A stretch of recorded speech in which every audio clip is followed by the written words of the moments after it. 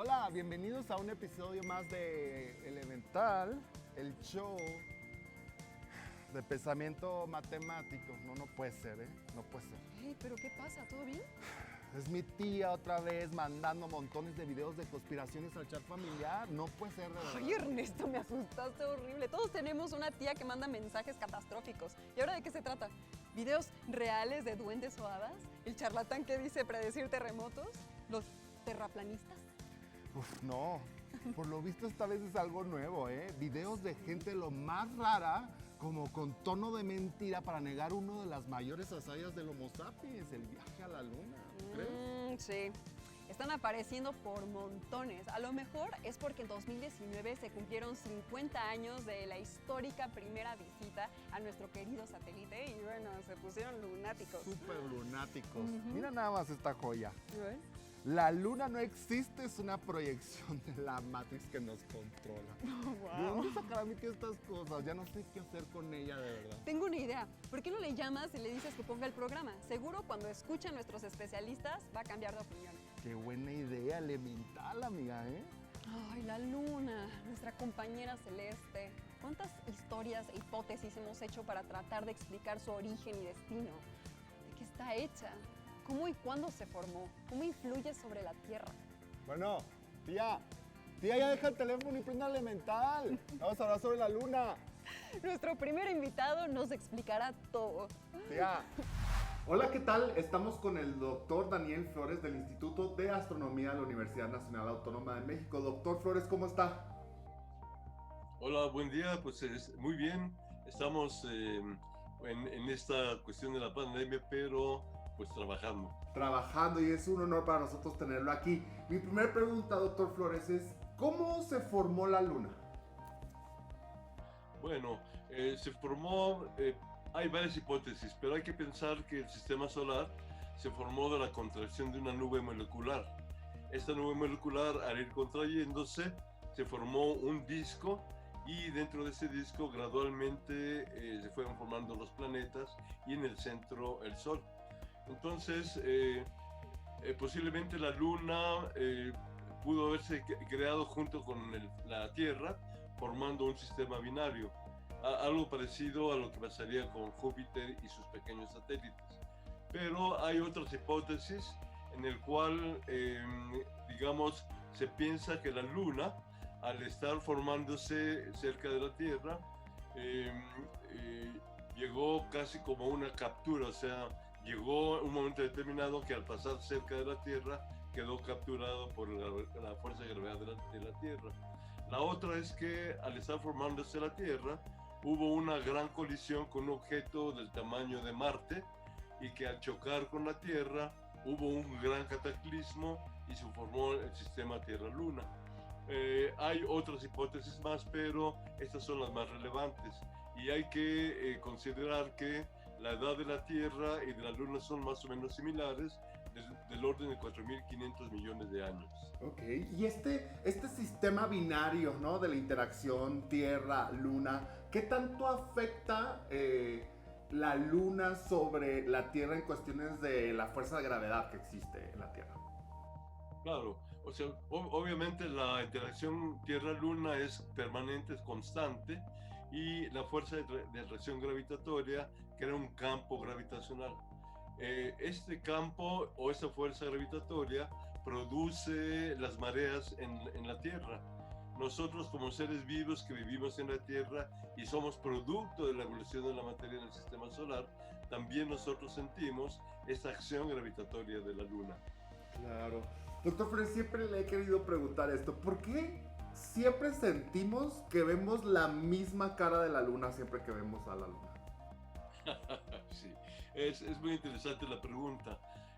Nosotros vemos la misma cara de la Luna porque la rotación de la Luna es la misma que su traslación alrededor de la Tierra. Y eso es producto de los millones de años de interacción entre la Tierra y la Luna. Ah, claro, entonces como se va moviendo alrededor de la Tierra al mismo tiempo que va rotando siempre, como pareciera que siempre estamos viendo la misma cara, ¿no?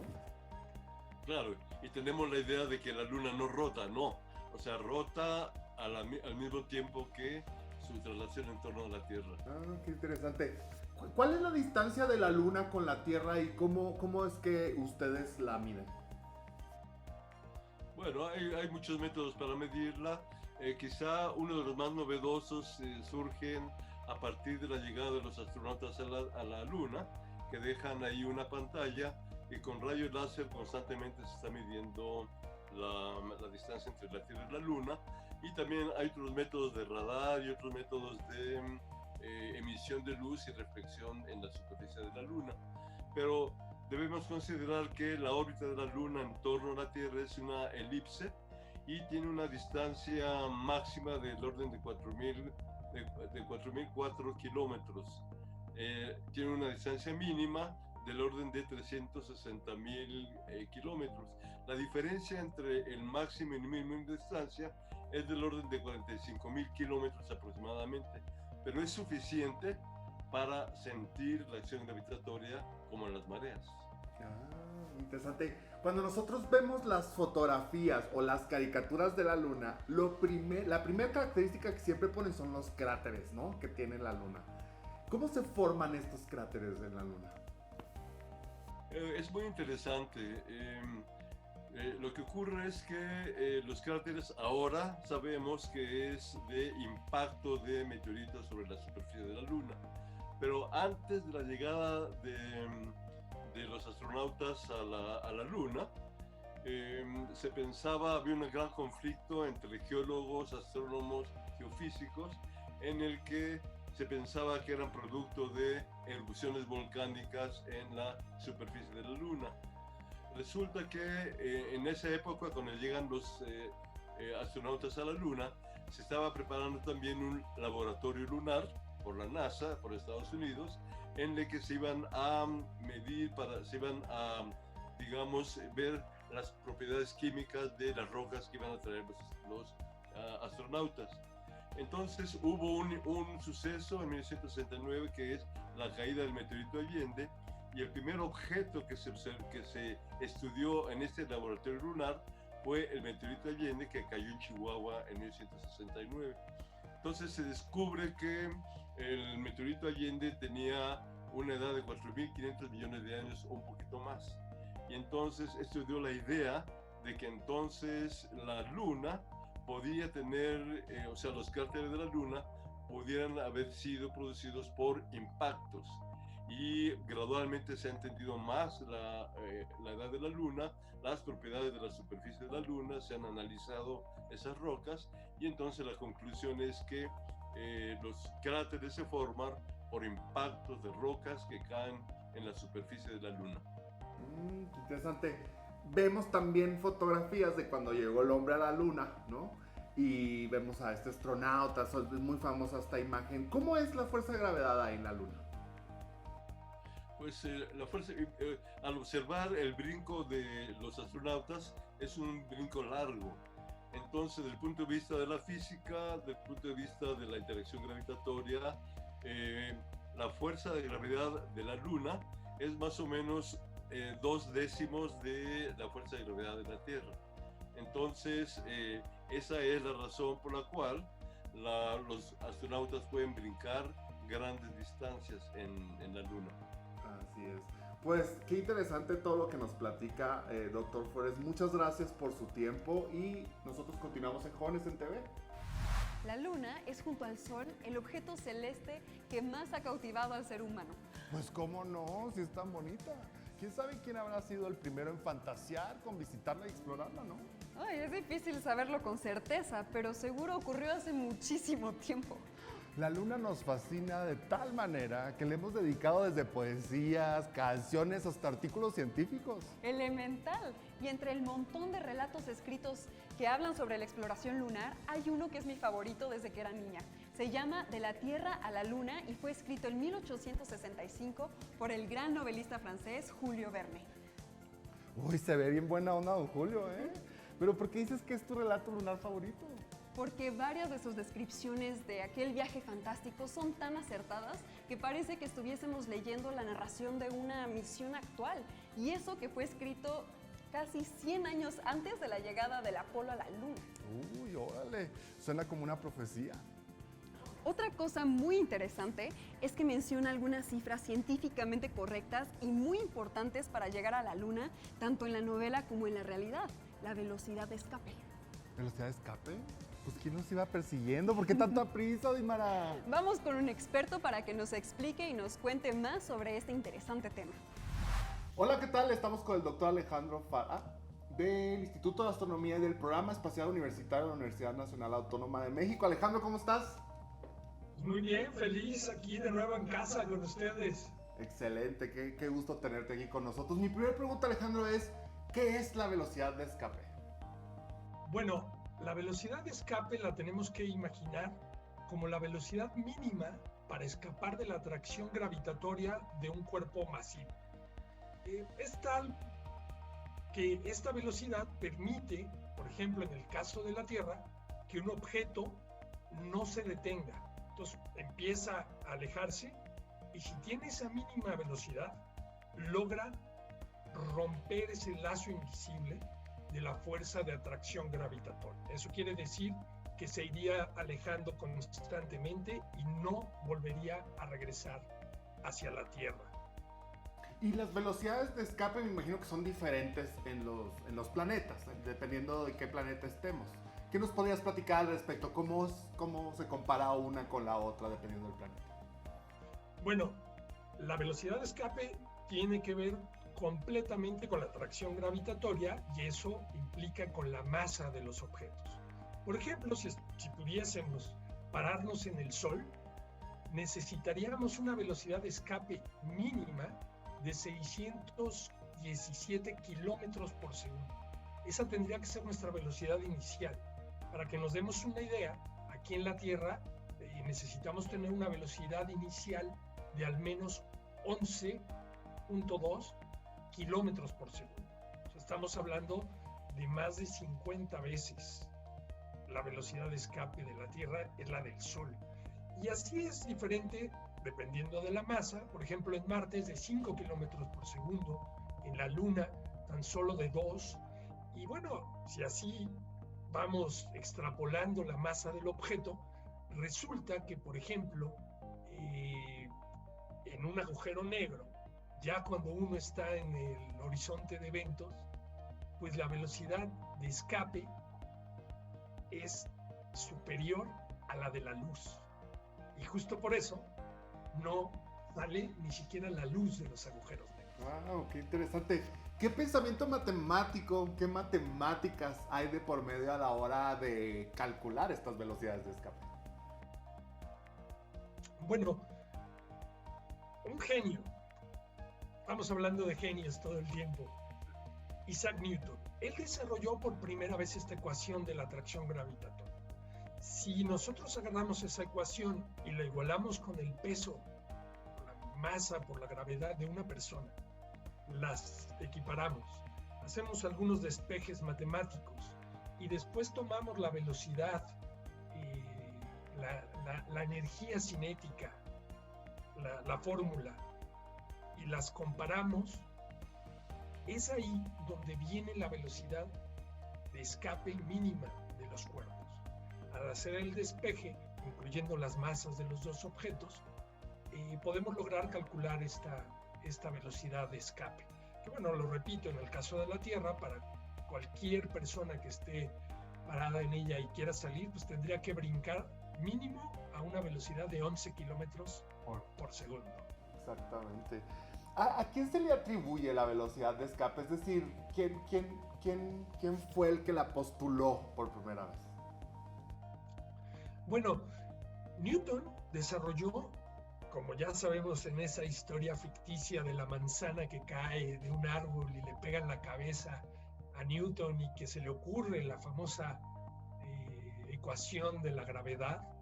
Bueno, justo de ahí es de donde se desarrolla todo esto. E incluso él mismo, Isaac Newton, desarrolló por primera vez estos cálculos. Y es interesante mencionarlo que otros grandes de la historia, por ejemplo, Julio Verne, desarrolló sus historias fantásticas del viaje a la Luna con esos desarrollos matemáticos que Newton hizo. Y por eso, bueno, es una de las ecuaciones también más importantes de la historia. Oye, Alejandro, cuando me dijeron que te iba a entrevistar, dije, esta pregunta muero por hacérsela. Si tú tuvieras solamente que escoger una ecuación para calcular un viaje a la Luna, ¿cuál sería tu favorita? ¿Cuál escogerías y por qué? Bueno, inmediatamente yo preguntaría si puedo llevar calculadora, porque para viajar a la Luna los cálculos son muchísimos. Y aparte, los tienes que hacer muy rápido. Un error y te desvías de órbita y sales pues, hacia otro lugar. Y justo la ecuación que yo utilizaría sí es definitivamente la ecuación de la fuerza de atracción gravitatoria. Gracias a esa ecuación de manera vectorial y incluyendo las direcciones en las que se mueven los objetos, sería la manera en que podríamos llegar a la Luna. De otra manera, nos seguiríamos derecho hasta el infinito y más allá. Y al infinito y más allá suena como de ficción, porque mi siguiente pregunta es como, ¿quién crees que utilizaría esta ecuación en la ficción, en la ciencia ficción? Bueno, no nada más en la ficción se ha utilizado muchísimo esta ecuación, hay cientos de libros de ciencia ficción, pero también en la realidad es importantísima. Cuando un avión despega, la telecomunicación que tenemos hoy día es gracias a esta ecuación. Y bueno, hay historias, por ejemplo, de que no calcularon bien el resultado de esta ecuación, y cuando subió un cohete a dejar un satélite, lo dejaron en una posición donde su velocidad no era lo suficiente para mantenerse en órbita y cayó hacia la Tierra. Miles de millones de dólares perdidos porque no calcularon bien una ecuación. Hay que poner ojo ahí, mucho ojo, mucha atención, ¿no? Por último, Alejandro, ¿a qué crees tú que huele la Luna? Bueno, hay muchas teorías que describen cómo se formó la Luna. La Luna dicen que es un pedazo de la Tierra y que nos está orbitando. Es una teoría. Y básicamente tiene los mismos componentes que aquí en la Tierra, con una diferencia: no hay atmósfera y por otro lado hay una fuerte interacción con el Sol.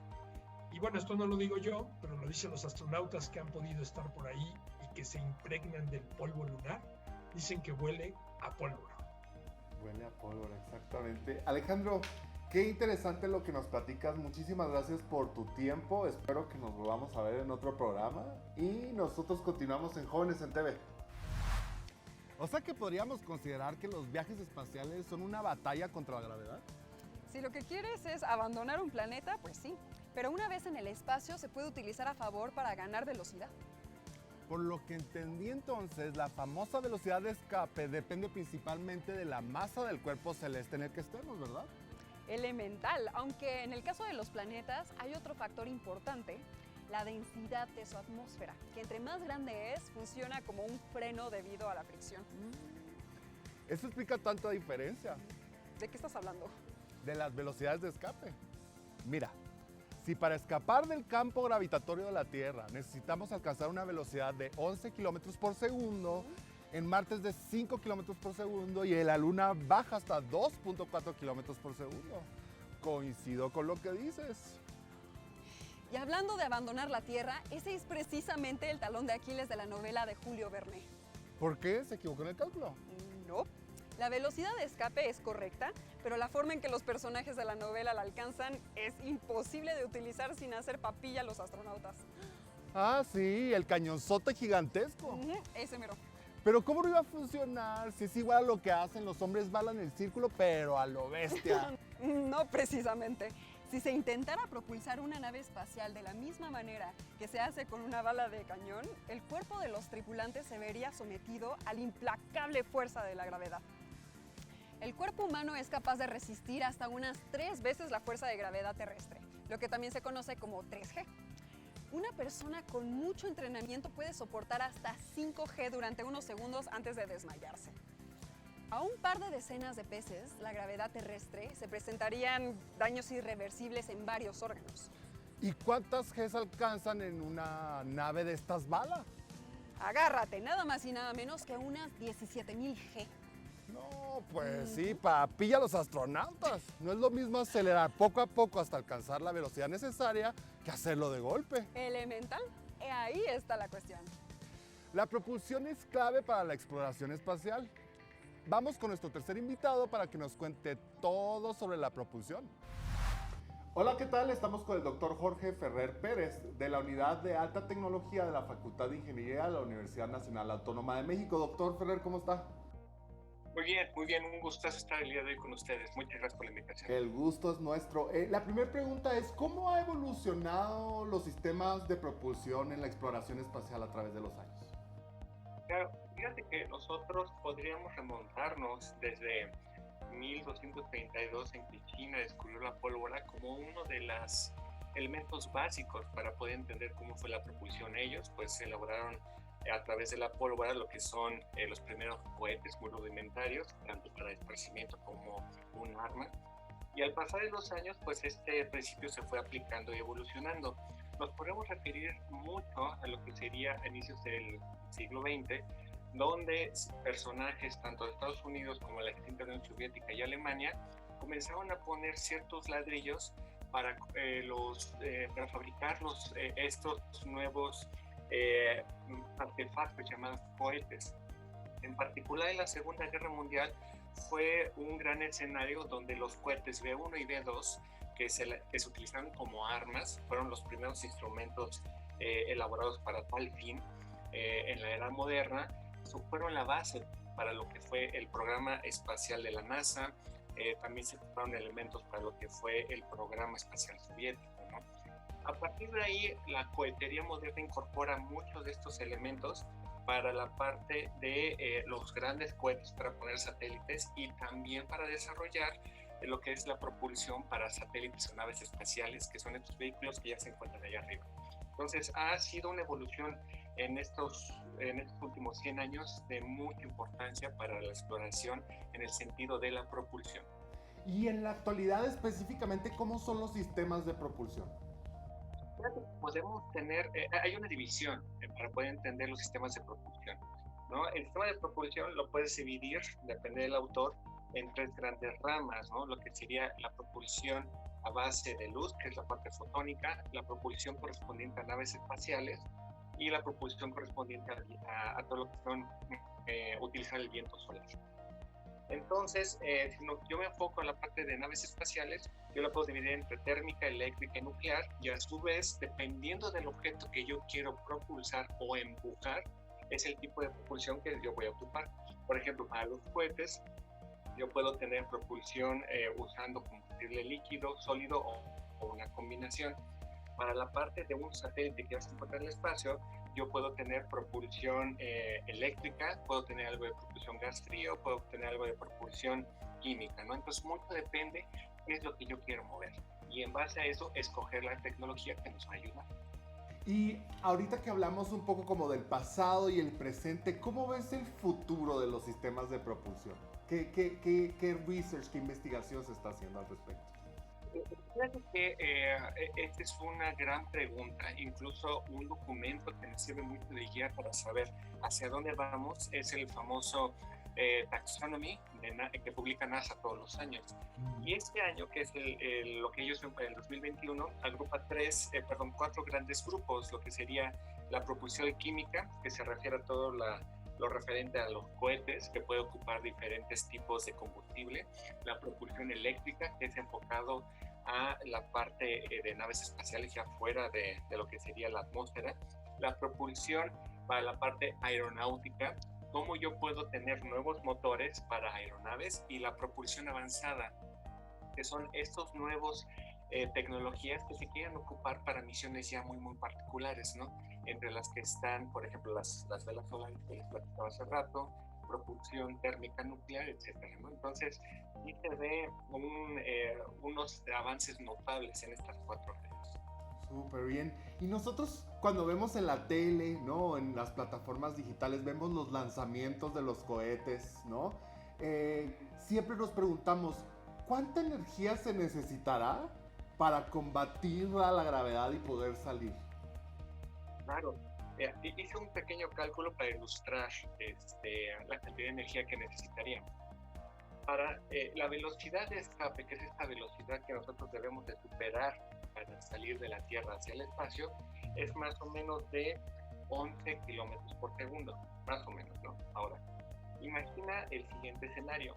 Tú tienes un autobús de pasajeros que pesa quizás 15 toneladas y que va viajando a 90 kilómetros por hora.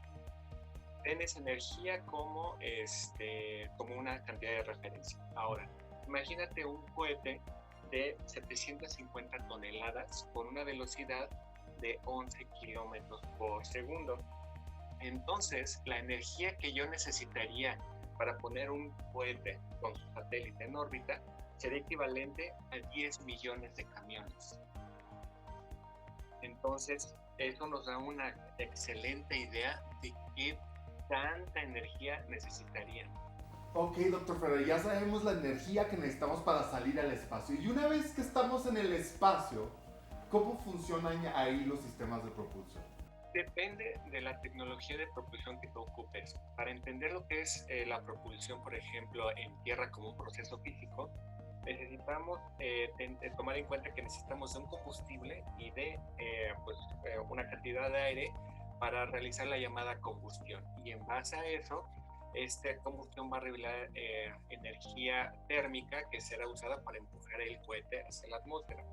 Sin embargo, en el espacio no tenemos atmósfera, entonces necesitamos otro tipo de tecnología para poder hacer este empuje, ¿no?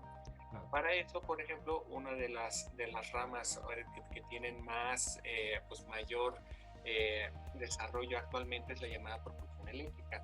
La propulsión eléctrica es un fenómeno que ocurre cuando yo lanzo un gas como combustible, que este gas yo a través de procesos como lo que es emisión termiónica y atrapamiento de electrones en el camino del gas, lo que va a provocar es que yo desprende electrones de las últimas capas de este combustible, ¿no? Que es un gas inerte. Un gas inerte significa que si pasa por un campo eléctrico magnético no va a sentir nada, pasa como si nada. Al momento de yo quitarle estos pequeños electrones, el gas se ioniza y de esta manera yo ya lo puedo controlar a través de un campo eléctrico, ¿no? Entonces, con estos elementos yo lo que puedo hacer es, sin uso de esta combinación de aire y combustible, poder generar un empuje sobre el satélite o la nave espacial, que puede ser la Estación Espacial Internacional, o algún otro elemento para moverlo de un lugar a otro. Entonces, es importante reconocer que el fenómeno físico que necesito yo utilizar es diferente porque no tengo yo aire. Doctor Ferrer, si tuvieras que elegir solamente una ecuación para calcular el viaje a la Luna, ¿cuál sería tu favorita y por qué? Mira, todas las tecnologías de propulsión que se necesitarían para llegar a la Luna, estaríamos hablando de, necesitaríamos un cohete para poder llegar al espacio y después del espacio llegar cerca de la Luna. En ese sentido, todas estas diferentes opciones que tenemos están basadas en una ecuación que es la ecuación del cohete de Tsiolkovsky. Entonces yo elegiría esta ecuación porque es la base para entender la tecnología de propulsión. No importa en dónde estemos, no importa hacia dónde vamos, esta es la ecuación que en mi caso yo escogería. No por nada el astronauta Jim Lovell del casi fallido Apolo 13 dijo aquello de: en presencia de la Luna, nadie mira las estrellas. Bonita frase para cerrar la lunática travesía del día de hoy, ¿eh? Pero antes díganos. ¿Ustedes a qué creen que huele la Luna? Bueno, en lo que lo piensan, a continuación está la invitación a ver un capítulo del programa Maestros. Hoy nada más y nada menos que con el testimonio de Alejandro Fara, entre otras cosas, el científico encargado de este programa. Por nada del mundo ni de la Luna se lo pierdan. Mañana nos encontramos aquí en el próximo episodio de Elemental.